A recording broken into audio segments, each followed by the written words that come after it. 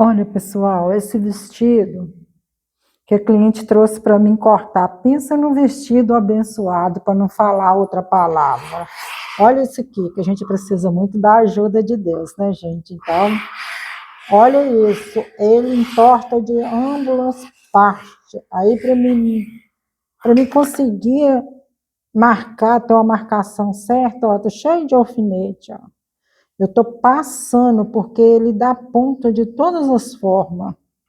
E mesmo assim, eu vou ter que pedir para o cliente vir experimentar ele, mesmo depois que eu passar, porque senão depois que eu cortar, aí você já viu, né? Já era.